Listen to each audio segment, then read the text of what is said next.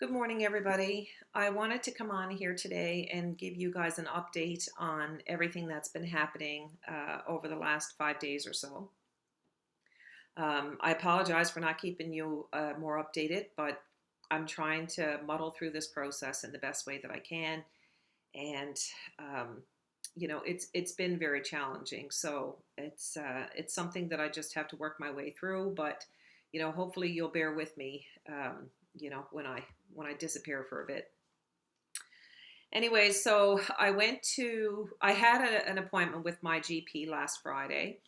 It was a telephone appointment, and I had contacted her after I had that horrible night last week. I wanted to tell her about all the symptoms that I was having, and I wanted to ask her to have my thyroid checked as well because that's been a concern to me of late. So I told her about the symptoms that I was having. I told her about that, really bad night that I had.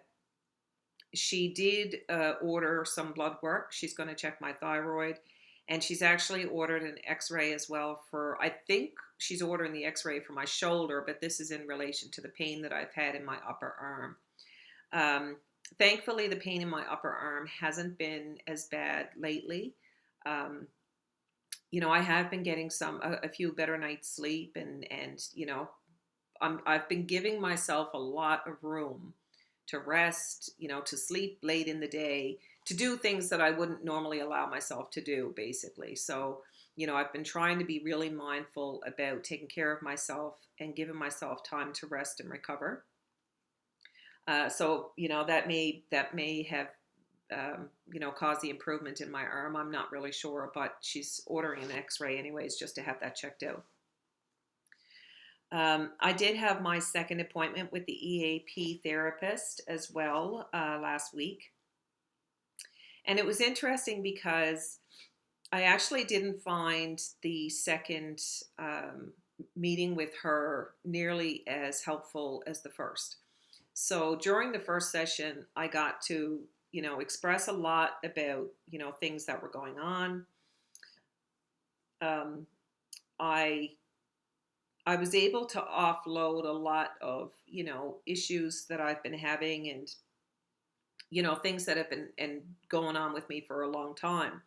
But the second appointment that I had with her, it just seemed like she was really distracted. She wasn't able to access her computer files, so she wasn't able to gain access to a lot of the information that I had given her in the first appointment.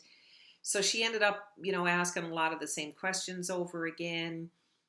She just seemed really distracted and off during that session. So, everybody has a bad day. We'll see how it goes. But, I guess it's kind of concerning to me in some ways because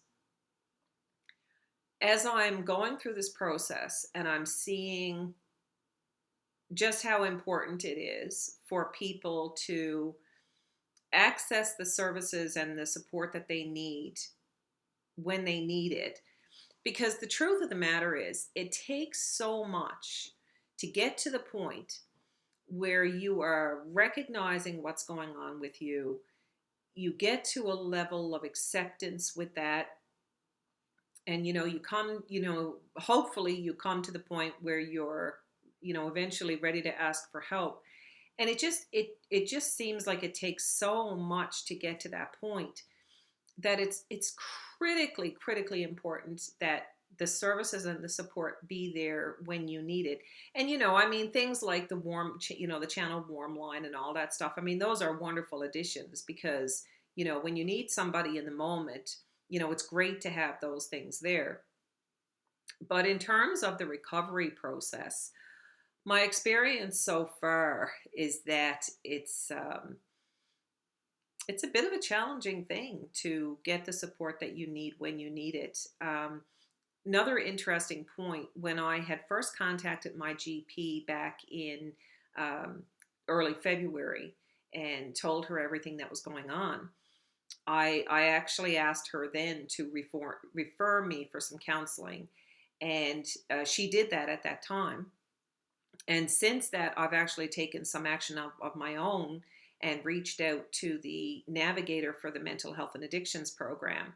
And he advised me to contact Central Intake again myself, because he said that the process would probably go a lot faster if I contacted them myself. So I did that. And that was a few weeks ago, and I haven't heard a word from them since. And it's interesting to me because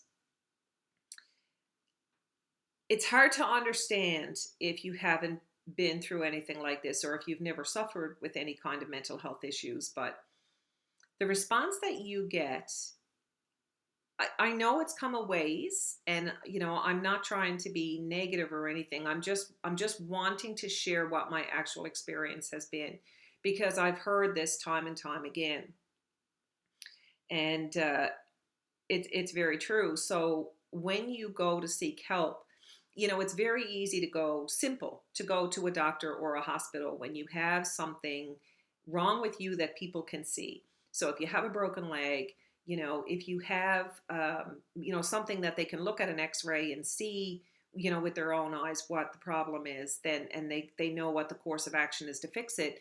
It's a very, very simple process. When you're suffering from any kind of a mental illness, or any kind of psychosomatic symptoms or anything like that, the response that you get from doctors, from nurses, from a lot of healthcare professionals, I have to be honest, the response is not great.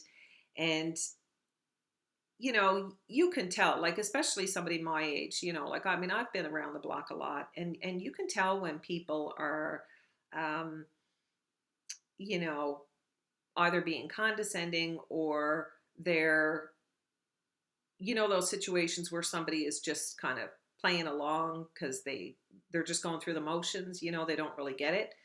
And I've experienced that a bit. So when I actually called the Central Intake for the mental health and addictions program, and had the conversation with the lady, that I spoke to, I told her I was really struggling, and this was,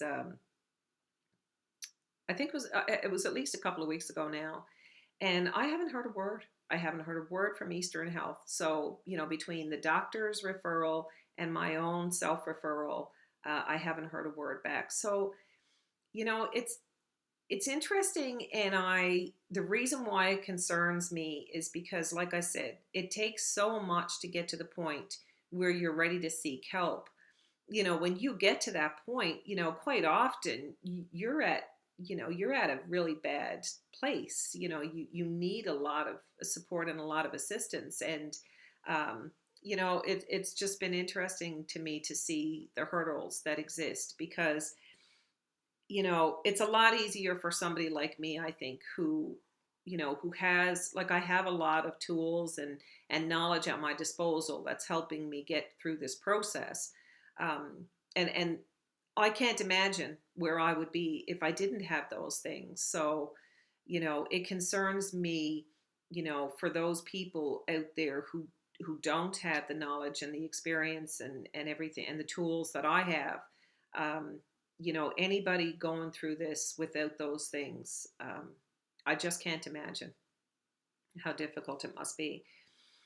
So, yeah, no word from Eastern Health yet. I do have another appointment with my EAP therapist tomorrow. And, I'm going to be sharing with her. I'm going to be having a conversation with her about what my concerns are about that last appointment, and, where we go from here. She's also told me two different times now that she was going to send me some information on cognitive behavioral therapy, and I have yet to receive it. I haven't gotten anything from her yet. So, again, interesting. Well, it's probably something that I'll end up, researching on my own. So when I spoke to the GP last Friday, I was telling her about, all the trouble I was having with the pain and the burning and stuff in the base of my neck. And she actually recommended to me that I start taking the ranitidine tablets twice a day, because she does think that it could be related to acid reflux. So I actually started doing that, because I said, I'm not 100%, but if she says that would, potentially cure what's going on with my throat, then obviously I'm going to do that, even if I'm not fussy about taking pills. Anyways, I did start doing that for a couple of days, and a couple of days in, I ended up breaking out in hives. And so my whole body has been covered with hives ever since. They've been extremely itchy, and I've been trying to manage that, the best way I can, trying not to scratch and that kind of stuff.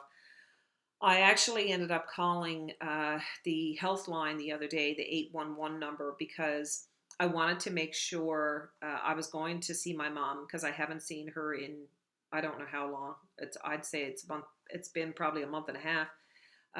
Anyways, I called the 811 number because I wanted to make sure that none of the symptoms that I was having were going to pose any kind of a risk to her because, my mom is in her 80s and she's not well at all. And the 811 nurse actually told me to stop taking the ranitidine because she was concerned that that could be causing the hives. So it's it's one of those things, like you're it's a challenge, you're constantly trying to just maneuver your way through this process, and I don't know. It's definitely not a linear process. So um, I guess the other symptom that I've been having along with the hives, I don't seem to be running a fever. Uh, I was concerned about what the rash could be. I'm calling it hives because I don't know what else to call it. Um, but I've had like a slight headache, across my, almost like a tension headache kind of thing, or the kind of headache that you would get with a fever, but I don't seem to have a fever. So I have no idea. I'm assuming that it's hives at this point. I know I did have a similar rash, a similar experience last year. We were under a tremendous amount of stress after COVID came in, while I was at work, and we ended up having a bed bug scare at work, and I guess I was just under so much pressure and stress at that time. My body ended up breaking out in hives, and at one point I had to pay over $200 to have my house inspected because I was afraid that bed bugs had come into my house. They didn't, thank God. But it was just one of those experiences, So the rash seems to be somewhat similar to what I had then. So I'm assuming that it's hives. Can't really be certain. Please God, it'll start to peter out now. Anyways, this process has been a very, very difficult and challenging one. Um, there's been so many symptoms, physical symptoms and stuff that I've been dealing with, in addition to trying to learn how to manage the stress and, trying to figure out how to help myself and um, help myself to recover.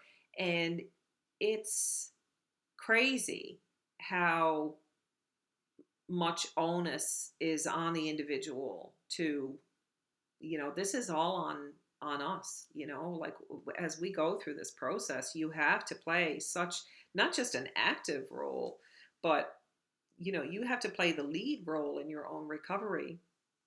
And that's something that, like I said, it's a concern to me because for people like me, I think I can manage it. I'm going to muddle my way through this process and, keep doing research and keep doing all the things that I need to do to recover.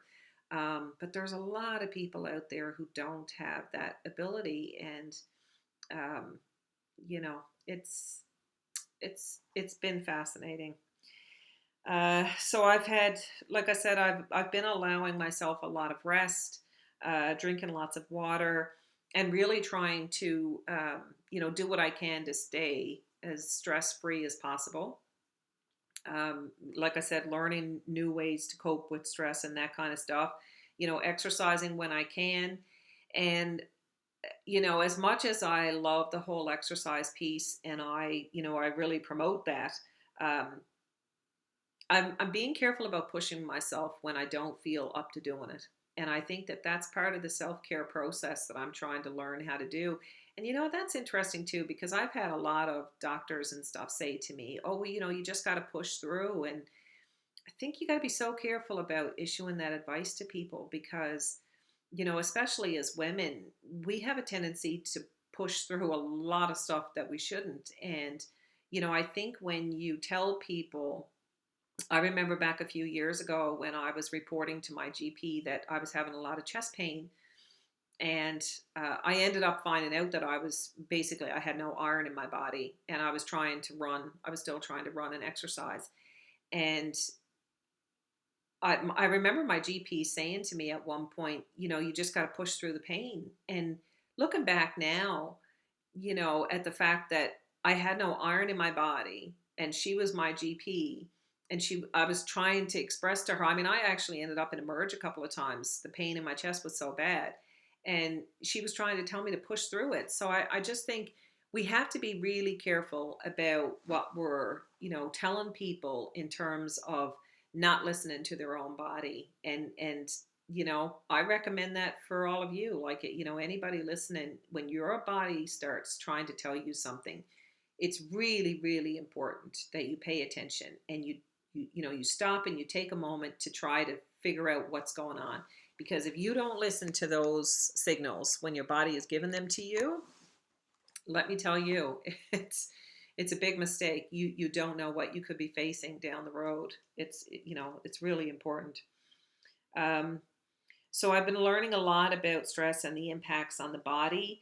I don't know if any of you watched the video that I shared of Gabor Mate, um, but it was a fascinating video. I'm actually going to go back and watch that video again because he talks a lot about the importance of, especially as women, we have such a tendency to continue caring for other people uh, to the point and beyond of our own detriment. And so he talks about how, he was actually reading some obituaries, and he was saying about how, all of these obituaries talk about, this person was, you know, she never stopped, right up until she died. She never stopped caring for other people. Or he worked up until, he couldn't walk anymore. Like it's this kind of self neglect that so many of us are suffering from. And according to Dr. Mate, and it makes so much sense to me, but according to him, basically almost every disease, every illness comes from stress. And, the fact that we deny ourselves, the attention and the care and the, even expression of our own voice, the fact that we deny ourselves in all of those ways is what ends up eventually making us sick. And so many people are dying from illnesses that were brought on by this kind of stress. That when you deny yourself and you don't take the actions that you need to protect yourself, or to even speak your truth sometimes. And I know that that's been a big one for me.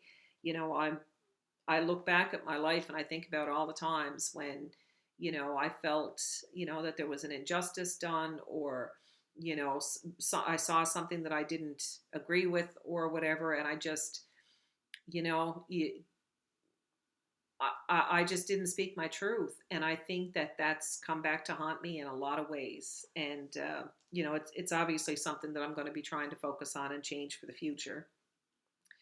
Um, so his talk was absolutely fascinating. Please, if you get the chance, watch the video.